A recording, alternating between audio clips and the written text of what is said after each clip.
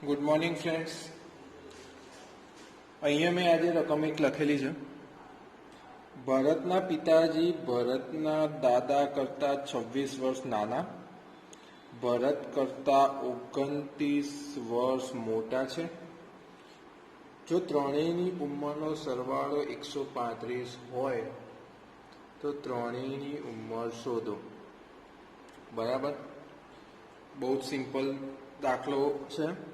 ખાલી તમે જ્યારે રકમ પહેલી વખત વાંચશો ને તો 5 મિનિટ આમ એવું લાગશે કે પછી ખબર ના પડી, બહુ આ તો વિચિત્ર છે.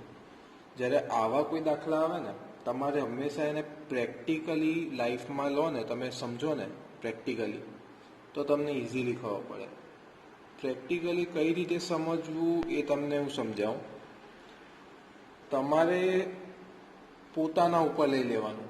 ભરતની જગ્યાએ તમે પોતે છો, ભરતના દાદાની જગ્યાએ તમારા દાદા છે, ભરતના પિતાની જગ્યાએ તમારા પિતા છે. એવી રીતે એક્ઝામ્પલ સમજવાનું તો તમને ઇઝી પડશે સમજવામાં. એવી રીતે ના ખબર પડે તો બીજી એક વસ્તુ છે, તમારે કંઈ કરવાનું નથી. અમારે કેટલાના નામ આપ્યા છે? ભરત, ભરતના પિતાજી અને ભરતના દાદા, 3 છે.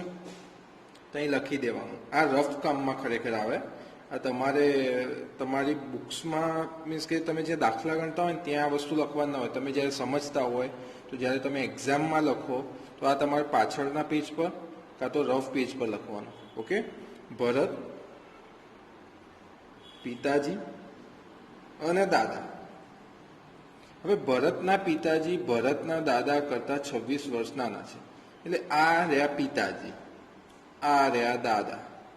પિતાજી દાદા કરતા 26 વર્ષ નાના છે. પિતાજીની જે ઉંમર હશે એ દાદાની ઉંમર કરતા 26 વર્ષ ઓછી હશે એવું કહેવાય.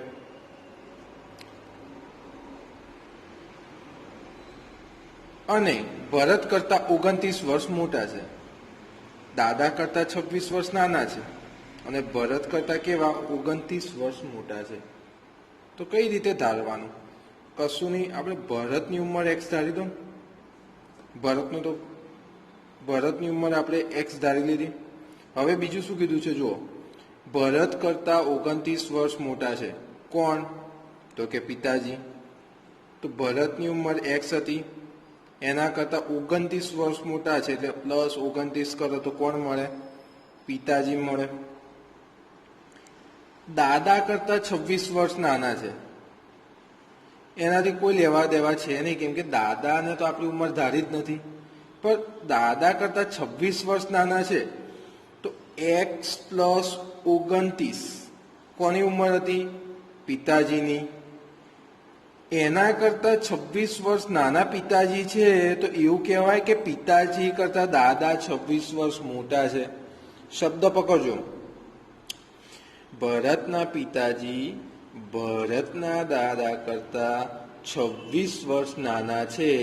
તમે તમારા પપ્પા કરતા 15 વર્ષ નાના હોય એવું હું તમને કહું કે 20 વર્ષ નાના છો તમે તમારા પપ્પા કરતા, તો શું એવું હું ના કહી શકું કે તમારા પપ્પા તમારા કરતા 20 વર્ષ મોટા છે? ખબર પડી? બંને સેમ જ થયું. તો ભરતના પિતાજી દાદા કરતા 26 વર્ષ જો નાના હોય તો દાદા 26 વર્ષ મોટા હશે કે નહીં હોય? ખબર પડી? ફરીથી અહીંયા ધ્યાન. શું કર્યું? ભરત આપણે લીધો, ભરતની ઉંમર આપણે ધારી દીધી x. પછી જે કીધું છે એ જ કરવાનું છે. પિતાજી ભરતના દાદા કરતા 26 વર્ષ નાના છે. એટલે ભરતના પિતાજી દાદા કરતા 26 વર્ષ નાના છે. તો ભરતના પિતાજીની કરતા દાદા 26 વર્ષ મોટા કહેવાય. તો આપણે ભરતના પિતાની ઉંમર +26 કરી દીધા એટલે દાદાની ઉંમર મળી ગઈ. હવે ભરતના પિતાની એ વખત ઉંમર આપણે ધારી નથી, તો અહીંયા જો કીધું છે ભરત કરતા 29 વર્ષ મોટા છે. કોણ? તો એના પિતાજી. ભરતની ઉંમર કેટલી ધારી હતી? x. એક્સ પ્લસ 29 કેટલા મળ્યા? તો પિતાજીની ઉંમર મળી. તો પિતાજીની ઉંમર કરતાં પિતાજી કરતાં 26 વર્ષ મોટા કોણ હતા? તો કે દાદા હતા. તો એક્સ પ્લસ 29 કોની ઉંમર મળી હતી? તો કે પિતાજીની. તો પિતાજીની ઉંમર મળી હતી તો પછી શું થશે? તો 26 વર્ષ દાદામાં ઉમેરી દો. મીન્સ કે પિતાજીમાં 26 વર્ષ ઉમેરશો તો કોણ મળશે? દાદા મળશે. બરાબર, ખબર પડી ગઈ? તો હવે આગળ વધીએ. આ તમારા રફ કામ માટે હતું, બરાબર, તમને સમજણ આપવા માટે. તમારે એક્ઝામમાં આ રીતે નહીં લખવાનું. બાકી ટીચરે પછી દાદાજી પિતાજી ભરત ત્રણેયનું ડાળ દેશે, સીધું આમ ચોકડું ચોકડું ચોકડું. તો આપણે શું લખવાનું છે? અહીંથી લખવામાં અહીંયાથી ધ્યાન. ધારો કે ભરતની ઉંમર એક્સ છે, ભરતના પિતાની ઉંમર એક્સ પ્લસ 29 છે. તમે ડિટેલમાં લખો હોય તો એવી રીતે લખી શકો કે ભરતના પિતા ભરત કરતા 29 વર્ષ મોટા હોવાના કારણે ભરતના પિતાની ઉંમર એક્સ પ્લસ 29 છે. ભરતના દાદાની ઉંમર કેટલી હતી? X plus 29 plus 26.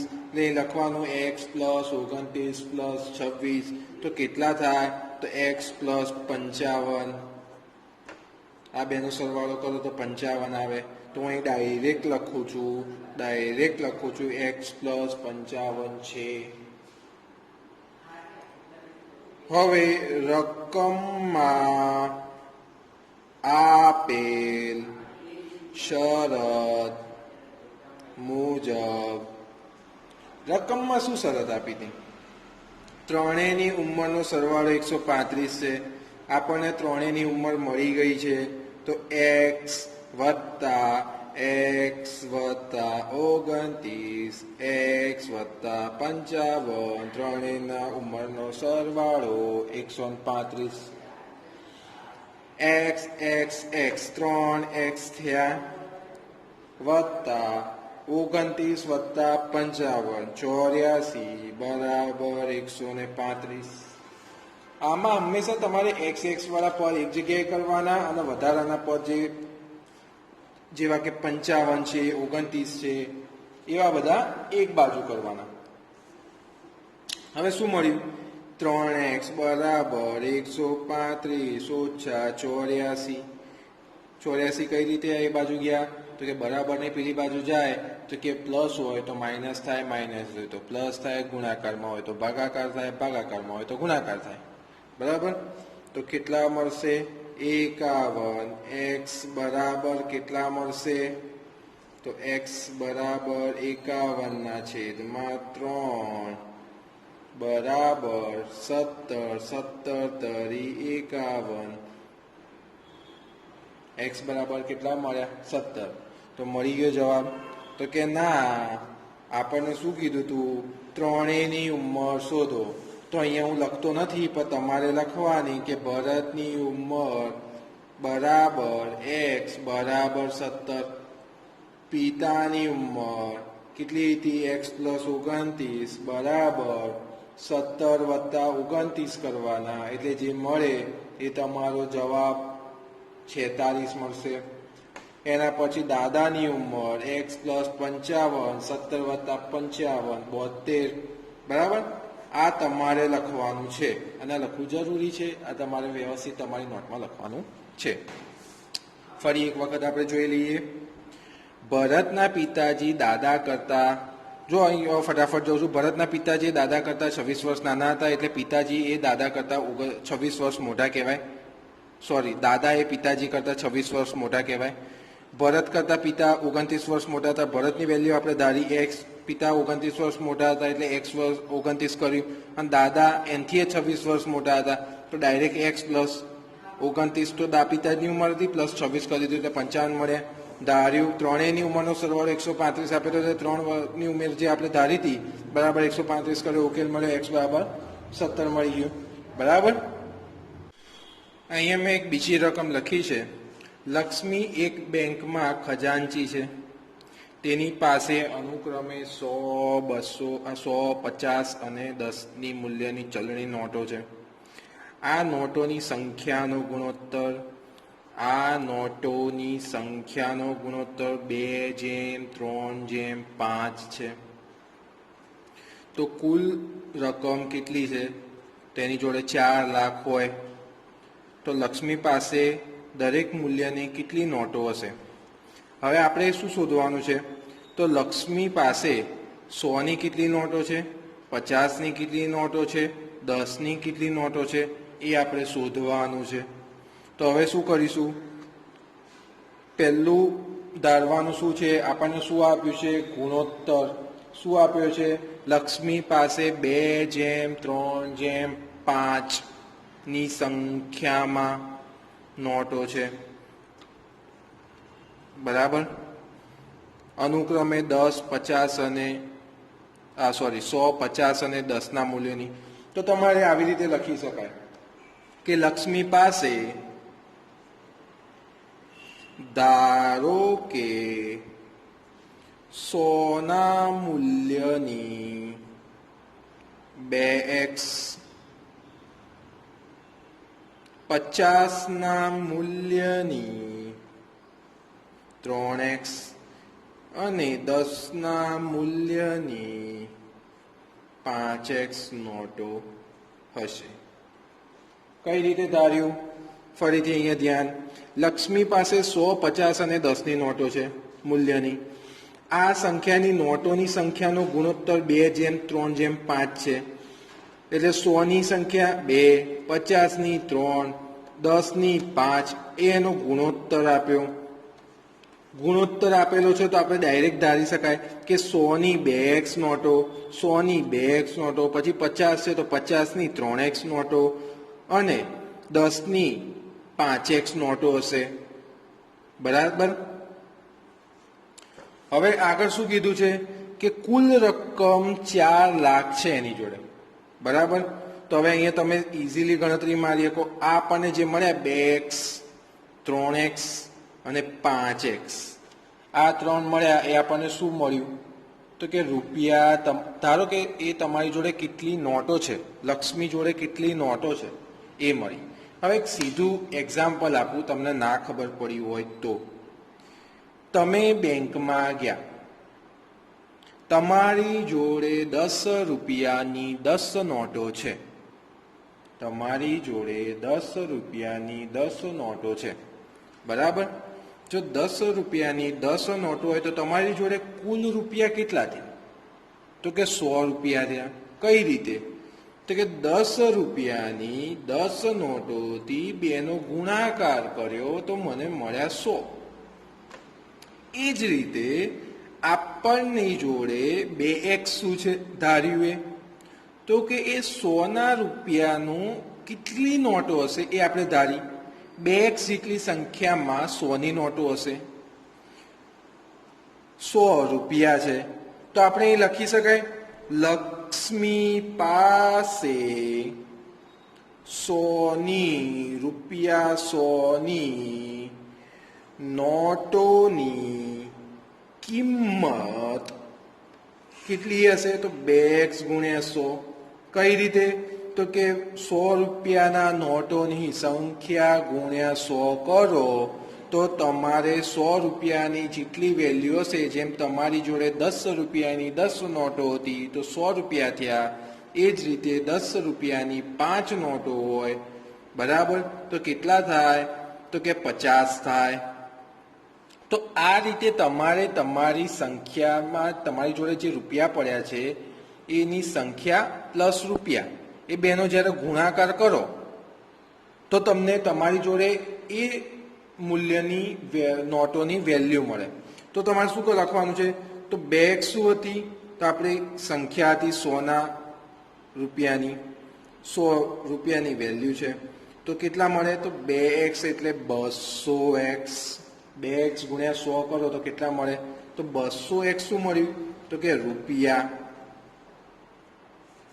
એ જ રીતે લક્ષ્મી પાસે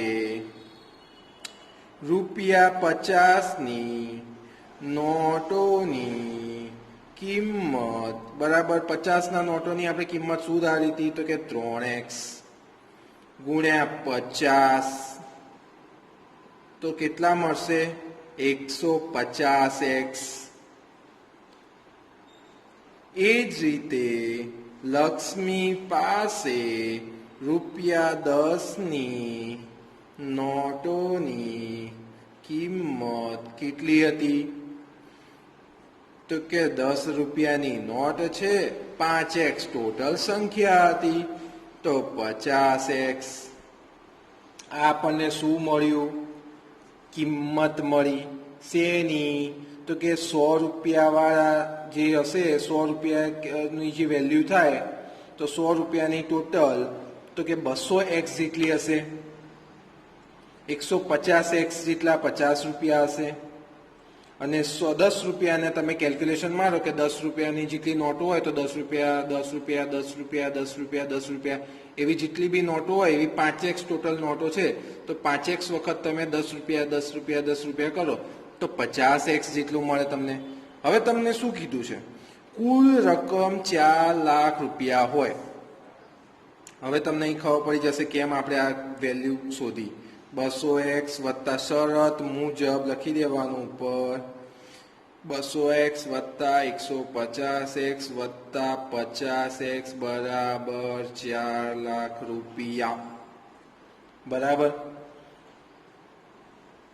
હવે 200x વત્તા 150 વત્તા 50 નો સરવાળો કરો તો 400x બરાબર 4 લાખ રૂપિયા x બરાબર ગુણાકારમાં છે x ની જોડે તો ભાગાકારમાં જશે બરાબરની પેલી બાજુ જાય એટલે તો શું થશે એક મિનિટ જો વધારે મુકાઈ ગયું બરાબર 4 લાખ રૂપિયા ના છેદમાં 400 છેદ ઉડિયા 4 1 1000 ગુણ્યા 4 કરો તો 4000 મળે બરાબર તો x બરાબર છેદ ઉડાડતા આવડે જ તમને x બરાબર કેટલા મળ્યા તો 1000 આ તમારો જવાબ છે ના તો હવે આગળ શું આપણે ધારીતું તો કે 100ના મૂલ્યની કેટલી નોટો હતી તો કે 2x તો શું લખવાનું અહીંયા તો કે 100ના અહીંયા લખતો નથી તમારે જ જાતે લખવાનું છે કે 100ના મૂલ્યની નોટો 2x હતી એટલે 2 ગુણ્યા x ની કિંમત મૂકવાનું 1000 બરાબર એટલે કેટલું મળશે તમને 1000 ગુણ્યા 2 કરશો એટલે 2000 એ જ રીતે 50ની નોટોની 50 બરાબર 3x ગુણ્યા 3 કરશો x ની કિંમત મૂકવાની તો 3 ગુણ્યા 1000 કરશો એટલે તમને એ મળશે એ જ રીતે 10ના નોટોની કરશો તો 5x છે આપણે તો 5 ગુણ્યા 1000 કરશો એટલે 5000 મળશે અહીંયા આપણને શું પૂછ્યું હતું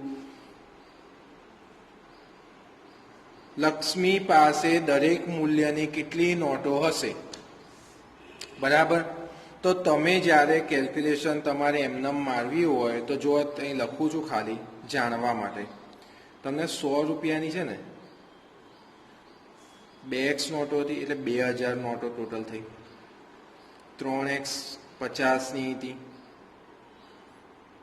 એટલે 5 3 અહીંયા x ની જગ્યાએ 1000 મૂકો તો 3000 નોટો થઈ 5x 10ની હતી તો 5 અહીં x ની જગ્યાએ 1000 મૂકો એટલે 5000 નોટો મળી તો 5000 ગુણ્યા 10 કરજો 3000 ગુણ્યા 50 કરજો 100 ગુણ્યા આ તમારી ખાલી જાણકારી માટે છે તમને શોધવાનું શું કીધું તું તમારી જોડે કુલ કેટલી નોટો છે તો કુલ કેટલી નોટો મળી ગઈ 2000 છે 3000 છે અને 5000 છે બરાબર પણ તમારે આગળ તમારો જવાબ સાચો છે કે નહીં એ તમારે ચકાસવો હોય તો 2000 ગુણ્યા તમારી જોડે 100 કરો 3000 ગુણ્યા તમારી શેની નોટો હતી તો 50 કરો 10ની નોટો હતી એટલે 10ની કેટલી નોટો હતી તો કે 5000 તો 5000 ગુણ્યા 10 કરો ગુણાકાર કરીને જે જવાબ આવે ને એનો સરવાળો કરશો તો તમને 4 લાખ મળશે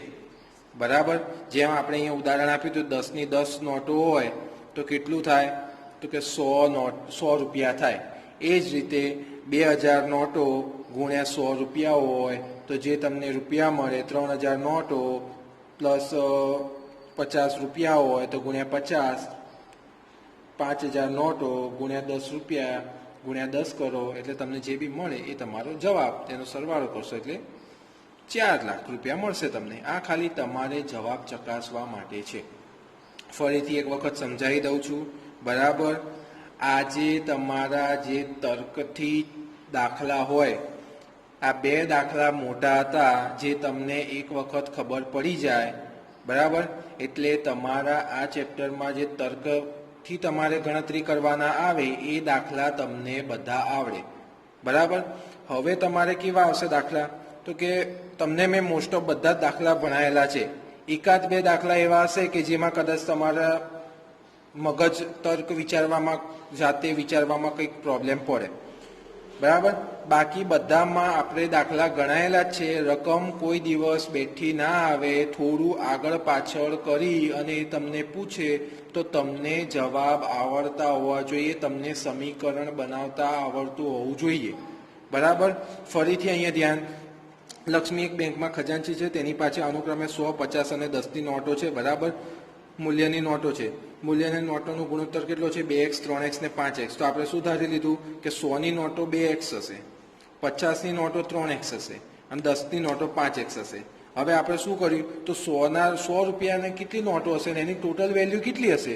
મીન્સ કે આપણે 100 રૂપિયાની નોટો ગણવા જઈએ તો ટોટલ કેટલા રૂપિયા નીકળશે? તો 100 ગુણ્યા 2x નોટોની સંખ્યા છે, 100 રૂપિયા છે, ગુણ્યા કરશો એટલે 200x મળશે. તો 200x રૂપિયા આપણી જોડે હશે. એ જ રીતે 150x 50ની નોટો માટે મળશે. એ જ રીતે 50x એના માટે મળશે તો કે 10ની નોટો માટે મળશે. તમને સરવાળો આપેલો જ છે, 4 લાખ રૂપિયા ત્રણેયનો મળશે. 4 લાખ રૂપિયા એની જોડે ટોટલ પડ્યા છે 3 નોટો ભેગી કરીને. 4 લાખ તમે સાદુરૂપ આપશો, x બરાબર 1000 મળશે. એ તમારો જવાબ નથી. એ તમારે શું કરવાનું તો 2x આપણે ધારીએ તો 2 ગુણ્યા એની xની કિંમત મૂકવાની, ગુણાકાર કરશો એટલે તમને જવાબ મળી જશે, બરાબર. ના ખબર પડી હોય કોઈને, હજુ બી આ દાખલામાં આજે જે 2 દાખલા ભણાયા એમાં હજુ બી ખબર ના પડે તો મને વોટ્સઅપ પર મેસેજ કરો કે સર દાખલામાં ખબર પડી નથી, બરાબર. હવે આ રીતે તમારે તર્કમાં દોડાઈને જેટલા બી દાખલા છે એ હું તમને એક્ઝામ્પલમાં આપીશ. તમારે ગણવાના, જાતે પ્રયત્ન કરશો એટલે તમારે બધા દાખલા આવડતા થઈ જશે, બરાબર. હવે આગળ વાત, આજે તમારે 15નો ઘડિયો 5 વખત, 16નો ઘડિયો 2 વખત, 17નો ઘડિયો 2 વખત, 18નો ઘડિયો 2 વખત, 19નો ઘડિયો 2 વખત લખવાનો છે. તમે સાહેબ આ વારે ઘડીએ 19નો ઘડિયો, 18નો ઘડિયો, 17નો ઘડિયો, 16નો ઘડિયો 2 વખત કેમ આપું છું? એ તમારું પુનરાવર્તન છે, પુનરાવર્તન થશે. આ ઘડિયા જલ્દી યાદ રહેવા નથી, આગળના ઘડિયા ફટાફટ યાદ રહી જશે. આ ઘડિયાનું પુનરાવર્તન કરવું જરૂરી છે, એટલે તમને વારે ઘડીએ આપું છું, બરાબર. ઘડિયા આવડશે તો ગણિત પાક્કું થશે, ઓકે. એટલે આજે તમારે શું કરવાનું છે? 15નો ઘડિયો 5 વખત, 16નો ઘડિયો 2 વખત, 17નો ઘડિયો 2 વખત, 18નો ઘડિયો 2 વખત, 19નો ઘડિયો 2 વખત, બરાબર. અને પ્લસ હોમવર્કમાં દાખલા મળે છે એ ગણવાના રહેશે.